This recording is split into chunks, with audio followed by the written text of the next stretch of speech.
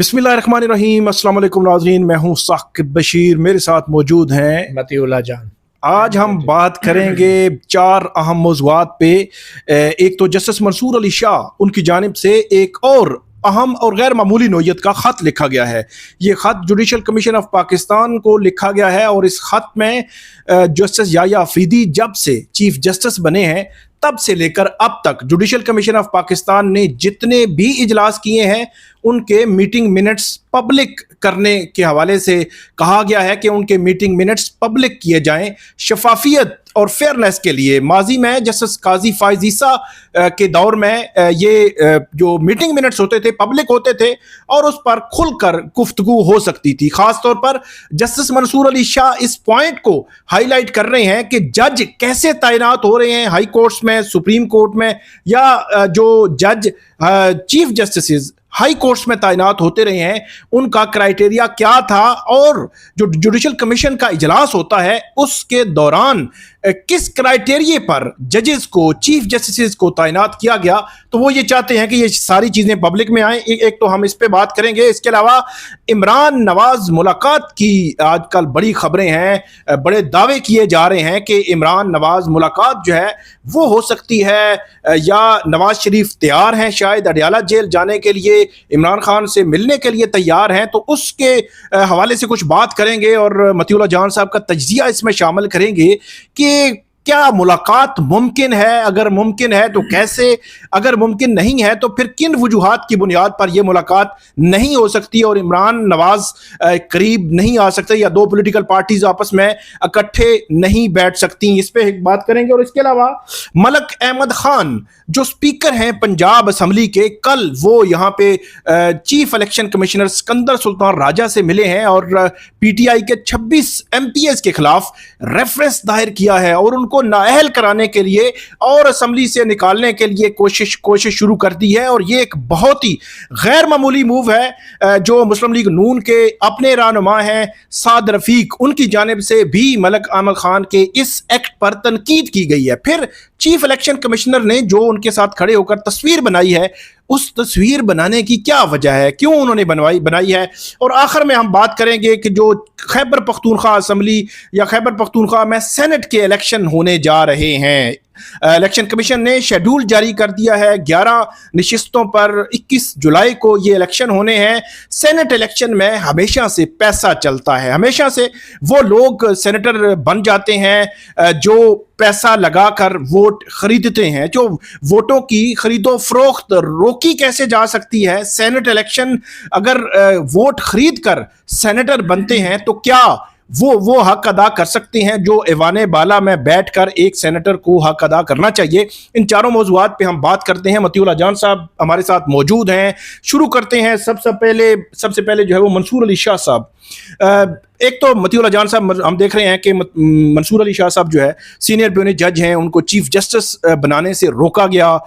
फिर उसके बाद जब भी जस्टिस मंसूर अली शाह बात करना चाह रहे हैं उनको आईनी बेंच में नहीं रखा गया, उनको बैक बेंचेस में जो है वो अब रखा जा रहा है। जुडिशल कमीशन ऑफ पाकिस्तान में हमेशा से उनका जो पॉइंट ऑफ व्यू होता है हुकूमत उसके खिलाफ जाती है। तो इस सारे सिनेरियो में उनको अपनी बात आगे पहुंचाने के लिए कभी जो है वो secretary judicial commission of Pakistan है उनको खत लिखना पड़ता है, कभी जस्टिस याह्या अफरीदी को खत लिखना पड़ता है। तो अब हाल ही में एक और खत भी सामने आया है। सबसे पहले तो आप ये बताएं कि खत लिखने की जरूरत क्यों पड़ रही है, और फिर जो नया खत आया है इसमें क्या है जो अहम है? देखें, ये ख़त लिखने की ज़रूरत इसलिए पड़ रही है कि 26वीं यानी तरमीम के तहत जो अब जुडिशल कमीशन बना है, उस कमीशन का मकसद ये था कि सुप्रीम कोर्ट और हाई कोर्ट में जजों की तैनाती जो है उसके लिए एक मयार मुकर्रर किया जाएगा। ठीक है, ये और बात है कि 26वीं यानी तरमीम में ये भी कह दिया गया कि ये जो 13 रुकनी कमीशन होगा सुप्रीम कोर्ट में तैनाती के लिए और 16 रुकनी जो है हाई कोर्ट्स में तैनाती के लिए, इसमें फ़ैसला अक्सरियत से होगा। अब हो ये रहा है कि मयार वाला हिस्सा जो है ये मौजूदा जुडिशल कमीशन टोटली उसने नज़रअंदाज कर दिया है, और अब लगता ये है कि वहाँ पे जो ही जुडिशल कमीशन का इजलास शुरू होता है तो हर कोई अपनी जेब में एक एक जज का नाम लेके आया होता है और बस कहते हैं जी वोटिंग कराओ, और कोई मयार कोई कुछ नहीं। देखें, जो कॉन्सेप्ट है कॉन्स्टिट्यूशन का वो यही है कि जो सुप्रीम कोर्ट के जजेस हैं, जो अदलिया है, وہ جو بھی فیصلے دیتی ہے وہ ریزننگ کے ساتھ دیتی ہے، لاجک کے ساتھ دیتی ہے، آئین کے شقوں کا حوالہ دیتی ہے، سپریم کورٹ کے اپنے ہی فیصلوں کا حوالہ دیتی ہے، اور کچھ کانسیپٹس ہیں، کچھ پرنسپلز ہیں، کچھ فنڈامنٹل رائٹس ہیں، ان کا حوالہ دینے کے بعد فیصلے ہوتے ہیں۔ اگر جوڈیشل کمیشن کی طرح سپریم کورٹ کے بینچز بھی اگر اپنی کارروائی کرنا شروع کر دیں تو پھر تو وکیلوں کے دلائل کی بھی ضرورت نہیں ہے۔ 5 ججز بیٹھے ہیں تو ان 5 ججوں میں ووٹنگ کرا لیا کریں، پھر وکیلوں سے دلائل کیوں سنتے ہیں؟ تو یہی کانسیپٹ جوڈیشل کمیشن کے لیے بھی تھا کہ بھئی آپ نے کوئی معیار مقرر کرنا ہے، اور 26ویں آئینی ترمیم کے اندر، آئین کے اندر بھی ایک لکھا گیا ہے کہ جو بھی جج سپریم کورٹ میں آئے گا یا جو بھی جج ہائی کورٹ میں تعینات ہوگا اس کے لیے ایک معیار ہوگا، اور وہ معیار مقرر کرنے کے لیے قواعد و ضوابط ترتیب دینے ہیں، اور وہ اس معیار کی انڈیکیشن آئین میں بھی کر دی گئی تھی کہ اس کی رپورٹڈ ججمنٹس دیکھی جائیں گی، ان کا سروس ریکارڈ دیکھا جائے گا، ان کی پرفارمنس اور کنڈکٹ دیکھا جائے گا، اور اسی کے لیے جوڈیشل کمیشن کے اندر جو پچھلا جوڈیشل کمیشن تھا اس میں قواعد کی ایک کمیٹی بنی، جیسے منصور علی شاہ نے بڑے ٹیمپلیٹس بنائے، فارمیٹس بنائے، مگر آج ہم دیکھتے ہیں کہ جوڈیشل کمیشن میں کچھ پتہ ہی نہیں ہوتا کہ کس معیار کے اوپر اور کس پرفارمنس کے اوپر کسی وکیل کو ہائی کورٹ کا جج بنایا گیا ہے اور کسی ہائی کورٹ کے جج کو سپریم کورٹ میں لایا گیا، اور یہ ہمیں بالکل پتہ نہیں ہوتا۔ پہلے ہوتا تھا جب اچھا اس میں ایک چیز میں ایڈ کر دوں، جسٹس جمال خان مندوخیل کمیٹی جو ہے وہ ابھی جوڈیشل کمیشن جو نیا بنا ہے، اس میں ایک کمیٹی بنی اور اس نے رولز بھی بنائے، اور ان رولز کے بعد ایک پرفارما باقاعدہ طور پر ان وکلاء کو یا جو ڈسٹرکٹ جوڈیشری کے ججز تھے ان کو دیا گیا کہ یہ آپ فل کریں۔ وہ بڑا کمپریہنسو پرفارما تھا کہ آپ کی کتنی ججمنٹس ہیں، کیا ایکسپرٹیز ہیں، سارا کچھ تھا۔ یہ پرفارما بن گیا، رولز بن گئے، ایلیجیبلٹی کرائٹیریا سارا کچھ اس میں لکھا ہوا ہے، لیکن جس چیز کی آپ پوائنٹ آؤٹ کر رہے ہیں وہ ایگزیکٹلی وہی ہو رہی ہے کہ ان ساری جو ریکارڈ ہوتا ہے اس کو کہیں دیکھا ہی نہیں جاتا۔ دیکھیں یہ رولز جو ہوتے ہیں نا، رولز اور قواعد یا جو قانون سازی ہوتی ہے، اس کا مقصد ہی شفافیت ہوتی ہے، تاکہ وہ سب کو پتہ ہو کہ بھئی وہ خود اس قابل ہیں کہ وہ جج بن سکتے ہیں یا نہیں، کیونکہ وہ رول پڑھ لیں گے، وہ قانون پڑھ لیں گے، ٹھیک ہے۔ اب یہ آئین کے اندر بھی کچھ چیزیں لکھی گئی ہیں، تو کم از کم جن چیزوں کے بارے میں قواعد بن چکے ہیں، رولز بن چکے ہیں، ان چیزوں کو تو پبلک ہونا چاہیے نا۔ آپ کو یاد ہے کہ جب جنرل باجوہ کی ایکسٹینشن کا کیس چلا تھا تو سپریم کورٹ نے کہا تھا کہ یہ ملٹری کے جو ریگولیشنز ہیں یہ منگوائیں، انہوں نے کہا جی وہ خفیہ ہیں۔ اب جو رولز اور ریگولیشن خفیہ ہوں گے وہ پھر شفافیت کیسے ہوگی؟ پھر وہ رولز اور ریگولیشن بنانے کا مقصد اس لیے نہیں ہوتا کہ جن لوگوں کے بارے میں بنائے گئے ہیں صرف ان کو پڑھنے کی اجازت ہو، نہیں، رولز اور ریگولیشن بنانے کا مقصد یہ ہوتا ہے کہ پوری دنیا کو پتہ ہو کہ اس ادارے میں یہ جو لوگ کام کر رہے ہیں یہ کس رول کے تحت تعینات ہوئے ہیں اور کس قانون کے تحت کام کر رہے ہیں۔ تو وہ قواعد اور رولز کے ساتھ شفافیت آتی ہے، اور جیسے منصور علی شاہ نے 100% درست بات کی ہے کہ اگر آپ نے رولز بنا دیے ہیں، آپ نے ایک معیار مقرر کر دیا ہے کہ 15 سال لٹ سے کسی وکیل کی پریکٹس ہوگی، اس کی اتنی رپورٹڈ ججمنٹس ہوں گی تو وہ سپریم کورٹ آئے گا اور وہ سینیورٹی میں اس نمبر پہ ہوگا، تو یہ ساری چیزیں جو ہے پبلک ہونی چاہیے نا۔ کہ مثال کے طور پہ کسی کو اگر ہائی کورٹ کا جج لگایا تو اس کے بارے میں بتائیں کہ یہ 15 ججمنٹس ہیں جو انہوں نے دی تھی بطور یہ ان 15 رپورٹڈ ججمنٹس میں بطور وکیل یہ پیش ہوئے۔ اس میں ایک بڑا ایک لطیفہ میں آپ کو جب بتا دوں کہ لطیفہ بھی ہے اور فیکٹس بھی ہیں۔ جسٹس منصور علی شاہ ایک وکیل صاحب ہیں، ان کو نامزد کرتے ہیں، نامینیٹ کرتے ہیں کہ ان کو بطور ہائی کورٹ کے جج کے لیے جو ہے وہ رکھا جائے، اور ایک کو رانا تنویر یا مسلم لیگ نون کے کوئی ایم این اے تھے وہ جو ہے وہ نامزد کرتے ہیں۔ خیر سے جسٹس منصور علی شاہ ڈیفینیٹلی ان کا ایک پورا ٹریک ریکارڈ ہے، وہ جج رہے ہیں، Lahore high court chief justice رہے ہیں، یہاں سینئر پیونی جج ہیں، پورا ایک جوڈیشل ٹریک ریکارڈ ہے، ایکسپیرینسڈ ہیں۔ انہوں نے کسی اگر وکیل کو کسی کو اگر نامزد کرنا ہے تو انہوں نے کچھ اس کا کرائٹیریا دیکھا ہوگا نا، لیکن دوسری طرف رانا تنویر یا کوئی دوسرا کوئی ممبر ہو، ان کا مفت کیس لڑا ہوگا، ان کا تو کوئی مطلب سینس نہیں۔ ان کو کسی نے کہا کہ آپ جو ہے وہ آپ نامزد کرتے ہیں تو نامزد کرتے ہیں، تو رانا تنویر صاحب کا بندہ جو ہے وہ جج لگ گیا اور جسٹس منصور علی شاہ کے نامنی کو 2 ووٹ ملے۔ تو یہ چیز ہے۔ دیکھیں اب یہی تو مسئلہ ہے، یہ کیوں نہیں پبلک کرتے؟ یہ پبلک اس لیے نہیں کرتے کہ جو جوڈیشل کمیشن کے اندر جو چیف جسٹس یاریہ افریدی ہیں جو اس کمیشن کے سربراہ ہیں، اگر یہی منصور علی شاہ صاحب والے بندے کی نامزدگی اور رانا تنویر کے بندے کی تعیناتی، یہ چیز اگر پبلک ہو جائے تو سامنے آ جائے گا کہ رانا تنویر کے بندے نے بطور وکیل کتنی رپورٹڈ ججمنٹس ہیں اس کی، اور جیسے منصور علی شاہ کا جو نامزدگی ہے اس کی کتنی رپورٹڈ ججمنٹس ہیں. پھر تو لوگ کہیں گے نا کہ یار یہ کس بندے کو آپ نے جج لگا دیا ہے، پھر یہ بھی جس نے اب یہ چیزیں ڈسکس ہوں گی جب پبلک ہو جائے گی ایک چیز. تو میں تو سمجھتا ہوں کہ پبلک بالکل ہونی چاہیے. اور یہ جو بات کی جاتی ہے نا کہ یہ کانفیڈینشیلٹی، ٹھیک ہے ایک حد تک آپ کہہ سکتے ہیں کہ جو ریمارکس ہوتے ہیں جوڈیشل کمیشن کے اراکین کے یا جو کسی ہائی کورٹ کے جج کے بارے میں جو آپ وہ نہ کریں، لیکن ان کا جو ریکارڈ پیش کیا گیا ہے جس بیس پہ ان کو تعینات کیا جا رہا ہے وہ تو پبلک کا. لیکن اتنا تو ہو سکتا ہے نا کہ اس فار ایگزامپل ایک ہائی کورٹ کے لیے 10 بندے جو ہے وہ رکھے گئے تھے، تو 10 بندوں میں سے ہر بندے کا ریکارڈ دیکھنے میں 20-25 منٹ 30 منٹ لگے، اس کا یہ ریکارڈ ہے. تو یہ چیزیں تو پبلک میں آنا کوئی مسئلہ نہیں کہ کتنا اسیس کیا گیا ہے وہاں پہ. اور دوسری بات یہ ہے کہ میں آپ کو پھر یہی بتا رہا ہوں کہ اب مسئلہ آ گیا ہے ووٹوں پہ، اور حکومت نے یہ جو آئینی ترمیم کی ہے 26ویں، وہ اس لیے نہیں کی کہ ججوں کو ان کا معیار جانچ پڑتال کرنے کے بعد تعینات کیا جائے. حکومت نے اس لیے کیا کہ بس حکومت نے اپنے ووٹ زیادہ بیچ میں ڈال دیے جوڈیشل کمیشن کے، اور جو بھی بندہ ہوگا ووٹ کے ذریعے وہ سپریم کورٹ میں جج لگ جائے گا، ہائی کورٹ میں جج لگ جائے گا. اب تو ماشاءاللہ سے جو پارلیمانی کمیٹی انہوں نے بنائی ہے چیف جسٹس آف پاکستان کی تعیناتی کے لیے، وہاں بھی ووٹ ہی چلے گی. وہاں بھی جو ہے نا 3 سینئر ترین ججز میں سے کوئی یہ نہیں پوچھے گا کہ یار اس سینئر ترین جج میں سے کوئی ججمنٹ لکھنے کے بھی قابل ہے یا نہیں، اس کی انگریزی بھی سیدھی ہے یا نہیں، وہ آئین کی تشریح تو بات کی بات ہے، وہ آئین کا ترجمہ بھی کر سکتے نہیں. متی صاحب آپ دیکھیں نا کہ یہ 21 اور 22 اکتوبر کی درمیانی رات کو جو یہ 26ویں ترمیم منظور ہوئی تھی، اس 26ویں آئینی ترمیم پر ایک پارلیمانی جو ہے وہ کمیٹی بنی تھی. اس کمیٹی نے ویری نیکسٹ ڈے جو ہے وہ بیٹھے اور تقریباً آدھا گھنٹہ وہ بیٹھے، اور اس کے بعد اٹھ کے چلے گئے جی ہم نے جسٹس منصور علی شاہ کو ریجیکٹ کر دیا، ہم نے جسٹس مریب اختر کو ریجیکٹ کر دیا، اور ہم نے جسٹس یحییٰ افریدی کو چیف جسٹس بنا دیا. میں آپ کو بتاؤں کہ یہ جو قواعد ہے نا اور یہ جو معیار مقرر کیا گیا ہے، اگر اس کو اوپن کر دیا گیا نا کہ یہ جو وکیل ہیں ان کا یہ ان کا معیار ہے، انہوں نے یہ پرفارمنس دی ہے پچھلے 15 سال میں، اتنے ان کے رپورٹڈ ججمنٹس ہیں، اتنے انہوں نے کیس جیتے ہیں، اتنے ہارے، اگر یہ پبلک ہونا شروع ہو جائے تو پھر جوڈیشل کمیشن کے کچھ ایسے وکلا ممبران جو ہیں جو قانون دان ہیں، وہ پھر معذرت کے ساتھ پھر تو یہ الزام بھی لگ سکتا ہے کہ وہ کروڑوں روپے لیتے ہیں نامزدگیوں کے بھی، ٹھیک ہے نا. اور پھر اگر وہ نامزدگیوں کے نہیں لیتے نا تو وہ ایک اور طریقہ بھی آپ ایجاد ہو گیا ہے. وہ طریقہ یہ ہے کہ آپ کسی بڑی پارٹی کو پکڑیں، اس کا کیس لگوانے کے لیے آپ اس کے وکیل بن جائیں کیونکہ آپ جوڈیشل کمیشن کے ممبر ہیں، اور پھر جب وہ کیس لگ جائے تو اپنے ساتھ ایک اچھے سے وکیل کو رکھ کے اس سے وکالت کرا لیں، ٹھیک ہے، اس کو بھی تھوڑی بہت فیس دے دیں، شیئر کر لیں. تو جو جج ہے جس نے سپریم کورٹ آنا ہے اس نے تو اس وکیل کے حق میں فیصلہ دینا ہے، ٹھیک ہے. تو اسے پتہ ہے کہ جو میری ایلیویشن ہوگی اس کی ادائیگیاں جو ہیں نا یہ سائل کرے گا.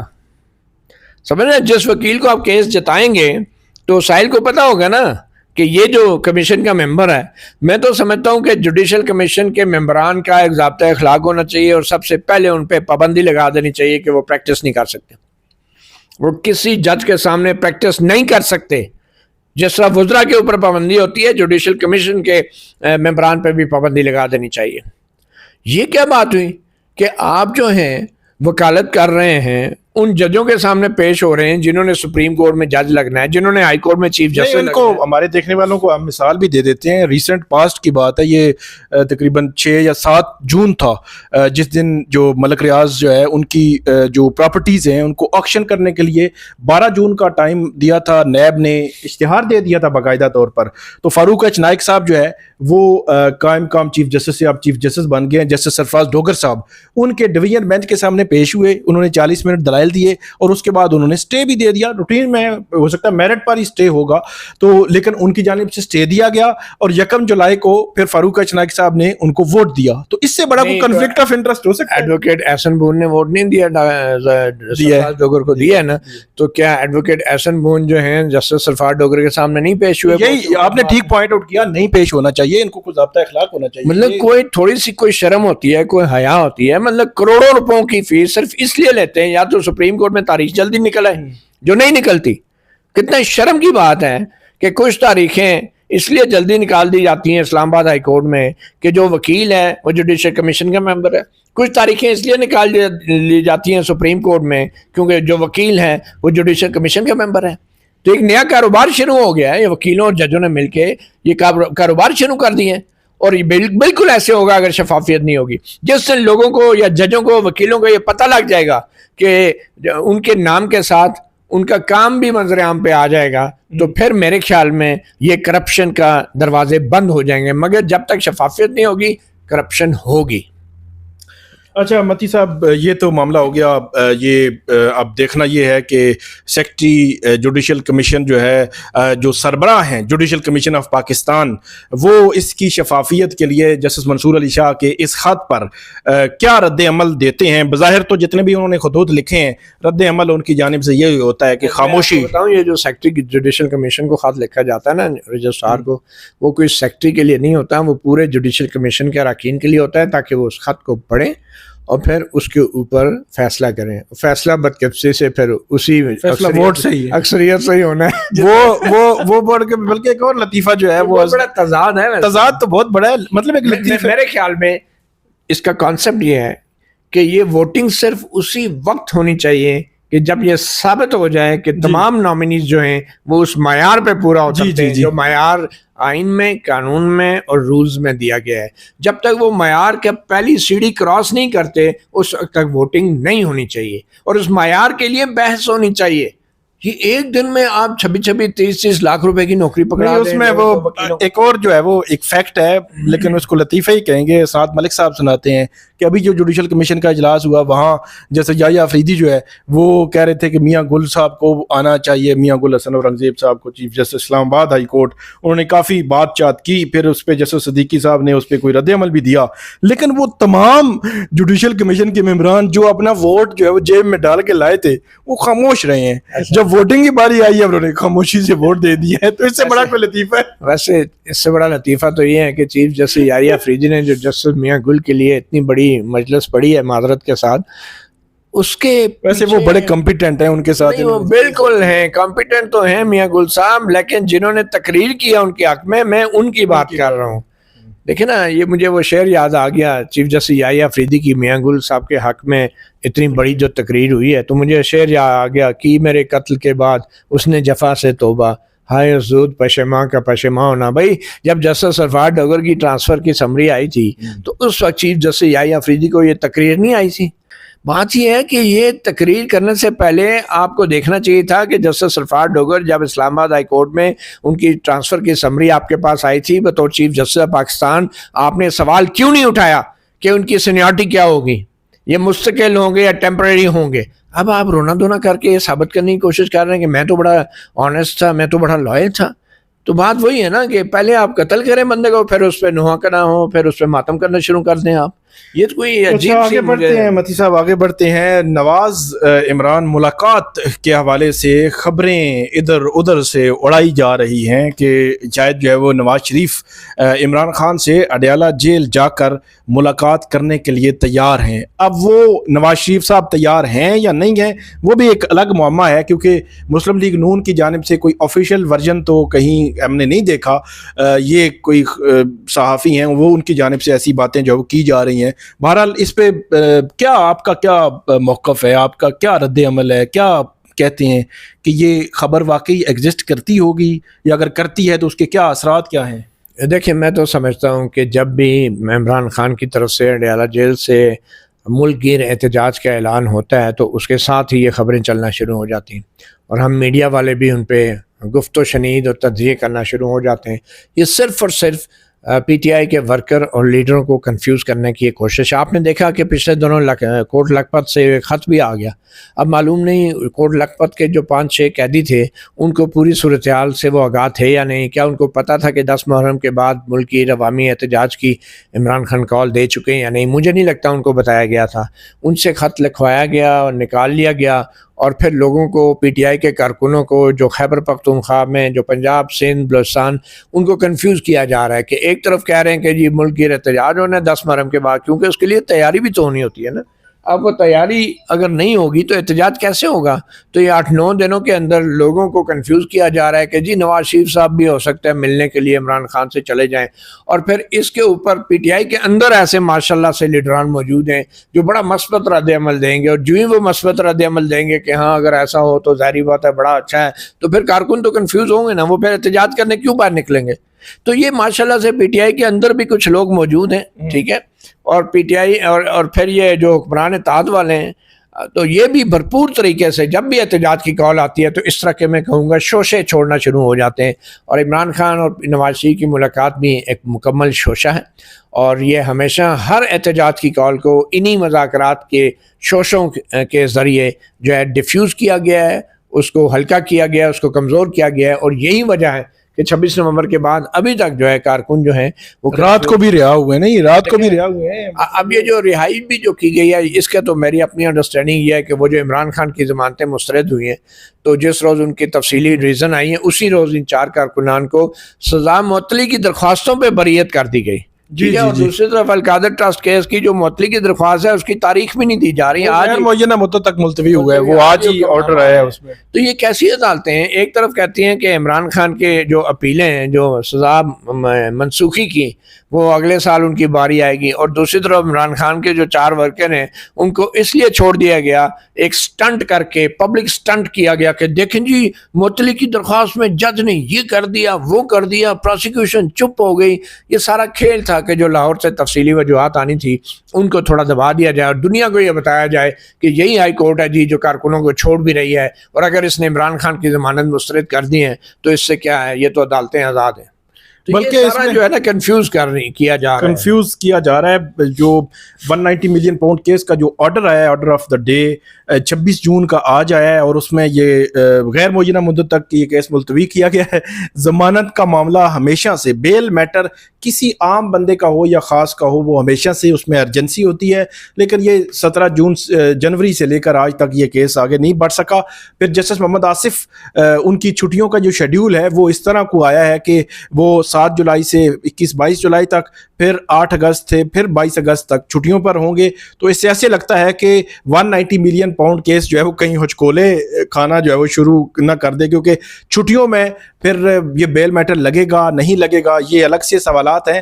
بہرحال نواز عمران ملاقات پر متی اللہ جان صاحب کا ایک الگ موقف ہے کہ ایسے شوشے چھوڑے جاتے ہیں کہ جو کنفیوز کرتے ہیں کارکنان کو، جنہوں نے جو ہے وہ احتجاج کے لیے نکلنا ہوتا ہے، اور 10 محرم کے بعد عمران خان نے احتجاج کی جو کال دے رکھی ہے۔ آگے بڑھتے ہیں، جو ملک احمد خان ہیں، اسپیکر ہیں پنجاب اسمبلی کے، گزشتہ دنوں پنجاب اسمبلی میں مریم نواز وزیر اعلیٰ پنجاب وہاں پہ آئیں، انہوں نے تقریر کی۔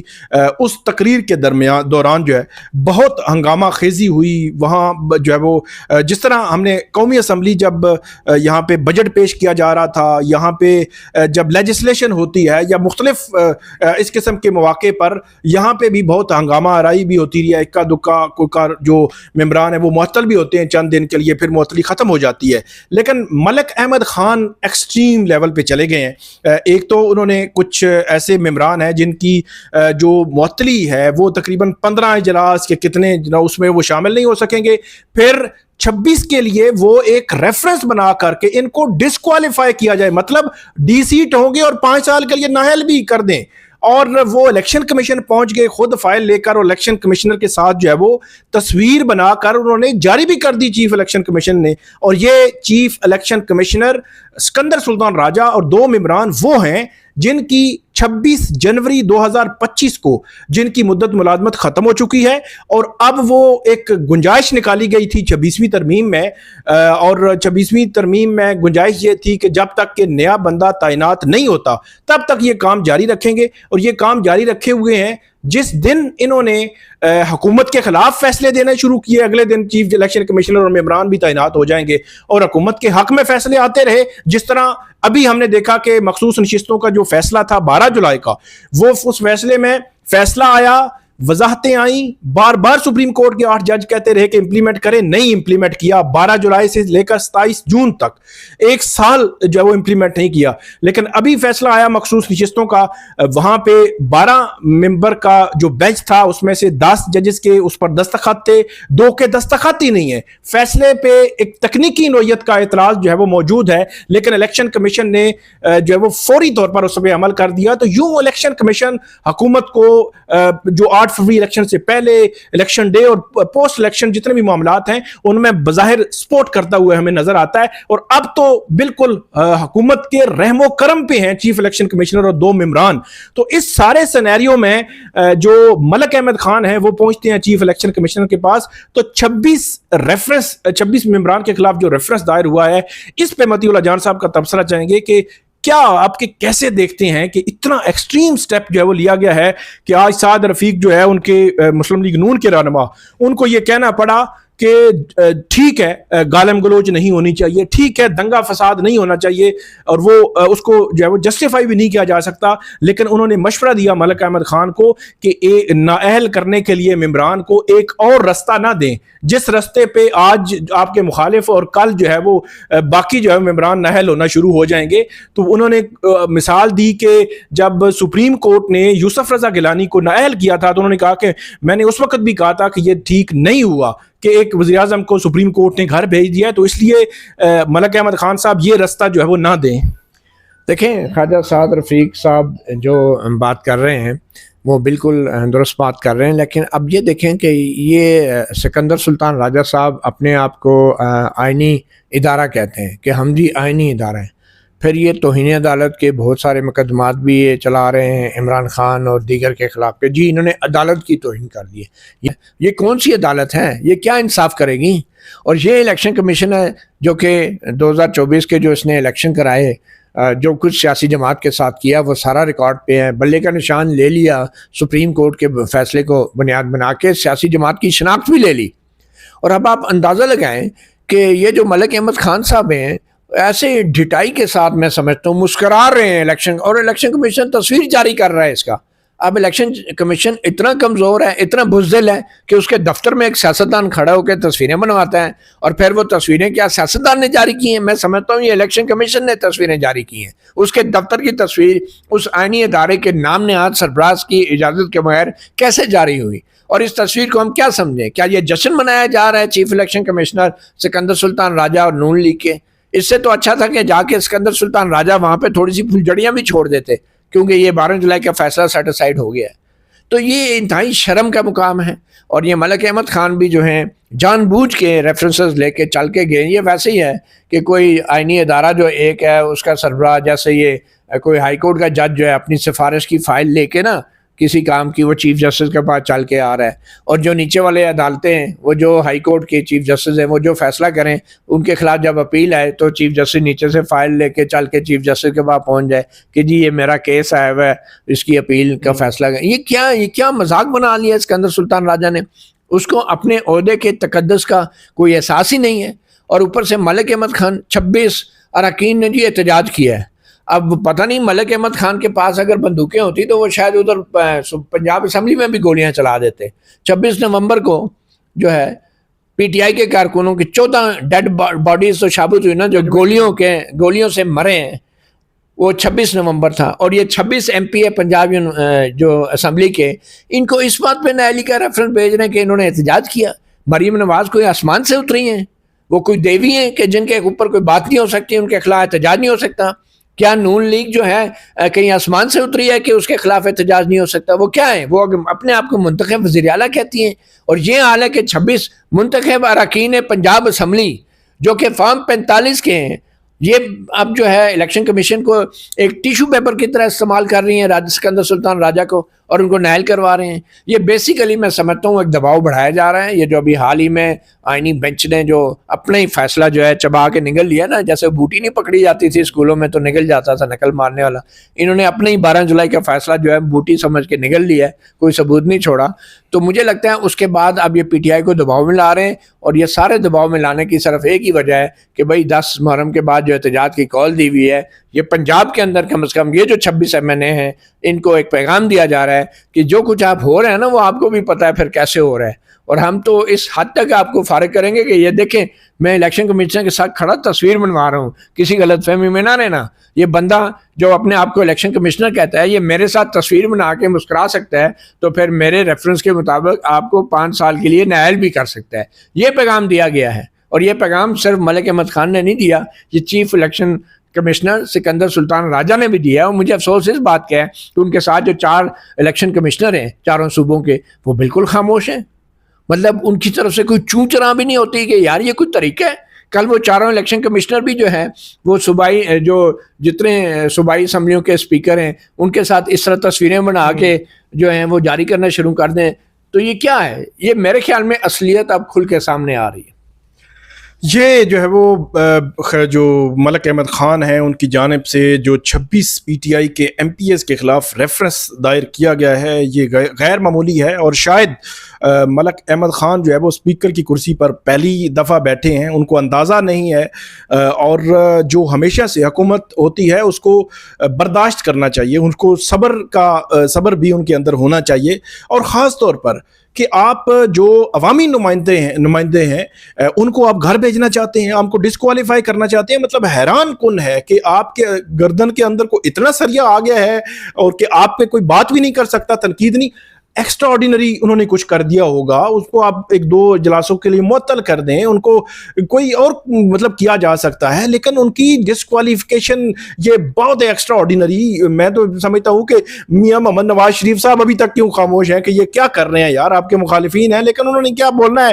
وہاں پہ بھی فارم 47 کے ساتھ مرکز اور صوبے میں آپ جو ہے وہ بہت بڑی بڑی نشستوں پہ آپ آئے ہیں. وہ آپ نے سنا ہوگا نا، بڑے میاں تو بڑے میاں، چھوٹے میاں سبحان اللہ. وہ فیلڈ مارشل صاحب کی ٹرمپ سے ملاقات کیا ہویا، یہ سارے جو نیچے سیاستدان ہیں نا اپنے آپ کو فیلڈ مارشل سمجھنا شروع ہو گئے.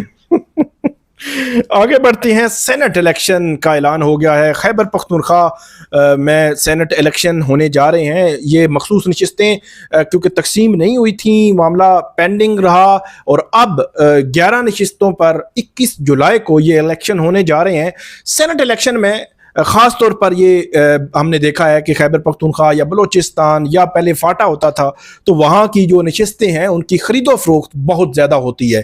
تو ایک ممبر جو ایوان بالا میں جس نے بیٹھنا ہے، جس نے لیجسلیشن میں حصہ لینا ہے، جو ہے وہ اس کا بڑا ایک اہم رول ہوتا ہے، اگر وہ خرید و فروخت سے آئے، اس قسم کی لابنگ کر کے آئے، تو پھر اس کے کیا اثرات جو ہے وہ ہماری جو پارلیمان ہے اس پر کیا اثرات ہو سکتے ہیں.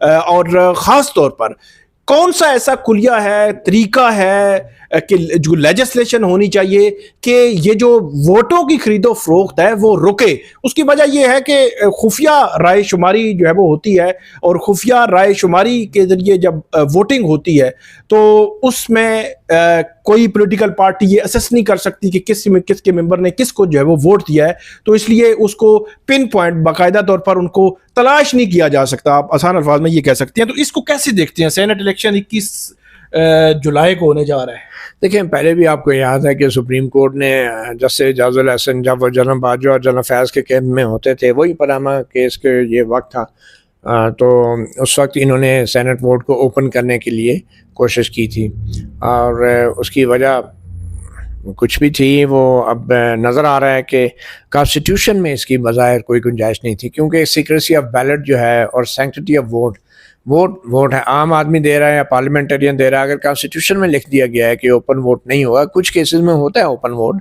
شو آف ہینڈ بھی ہوتا ہے، لیکن یہ ہے کہ سینٹ کی جو ووٹ ہے وہ سیکرٹ بیلٹ کے ذریعے آبویسلی اس میں کلیئر ہے، تو اس لیے اس کی سیکریسی تو رہنی چاہیے. مگر اس کی سیکریسی کو وائلیٹ کرنے کے لیے آپ کو یاد ہے چیئرمین سینٹ کا جب الیکشن ہوا تھا جس میں صادق سنجرانی صاحب جیت گئے تھے، اصل بزنجو صاحب نے کہا تھا کہ جنرل ظہیر اس کا کون تھے، اپنا جو تھے جنرل فیض کا نام لیا تھا نا اصل بزنجو صاحب نے کہ ان سے پوچھیں. تو بات یہ ہے کہ یہ سیکریسی تو رہنی چاہیے. اب اس سیکریسی کو ویریفائی کیسے کریں گے؟ ہمارے جو ادارے ہیں ماشاءاللہ بہت ایکسپرٹ ہیں، وہ بڑی بڑی ویڈیوز بھی بنا لیتے ہیں، بڑے بڑے اندر کی ویڈیوز بھی، آڈیوز بھی نکال لیتے ہیں. تو کچھ نہ کچھ ضرور ہوگا جو اس سینٹ کے ووٹ کے اندر بھی اس بات کو یقینی بنائیں گے کہ جنہوں نے مال کھایا ہے وہ پھر اپنے جو ہے نا کمٹمنٹ پہ پورا اترے ہیں. پتہ نہیں اس کو کمٹمنٹ کس سے کمٹمنٹ پہ. بہرحال یہ چیزیں تو ضرور ہوں گی، اور یہ سینٹ کے الیکشن میں یقیناً ہارس ٹریڈنگ ہوگی. سب سے بڑا چیلنج یہ ہوگا کہ خیبر پختونخوا سے یہ سینٹ کی سیٹوں کے لیے الیکشن ہوں گے، 12 یا 13 سیٹیں، 11 سیٹیں. تو یہ ایک بہت بڑا امتحان ہوگا پی ٹی آئی کے لیے. اور اس سینٹ الیکشن کے بعد اس بات کا امکان ہے کہ پی ٹی آئی کی حکومت بھی گر جائے یا تبدیل کر دی جائے، کیونکہ لگتا یہ ہے کہ جو پی ٹی آئی کے کچھ لوگ ہوں گے وہ ضرور اپنا سودا کریں گے. ضرور جو ہے وہ سودا کر سکتے ہیں. ممکنہ طور پر کچھ لوگ جو جس کے اشارے جو گورنر خیبر پختونخوا مختلف ملاقاتیں پرائم منسٹر سے ملاقات کر کے دے رہے ہیں، اگرچہ وہ مال غنیمت ہے جو ملا ہے اپوزیشن کو، اور اس مال غنیمت ملنے کے باوجود بھی ان کے پاس 20-25 نشستیں کم ہیں خیبر پختونخوا میں حکومت بنانے کے لیے. لیکن ہم نے دیکھا لوٹاکریسی ہو یا سندھ ہاؤس میں منڈیاں لگیں جب پی ٹی آئی کی حکومت کے خلاف عدم اعتماد آئی تھی، اس وقت ان کے اراکین خریدے گئے تھے. تو کوئی بعید نہیں ہے کہ مستقبل میں یا مستقبل قریب میں ہم دیکھیں کہ خیبر پختونخوا میں بھی پی ٹی آئی کی حکومت کو ختم کر دیا جائے، اگرچہ مینڈیٹ جو ہے وہ ان کے پاس ہے. ہم آپ کو مزید جو ہے وہ آئندہ ویڈیو میں اپڈیٹ کرتے رہیں گے. ہمیں فیڈ بیک دیجیے گا. اللہ حافظ.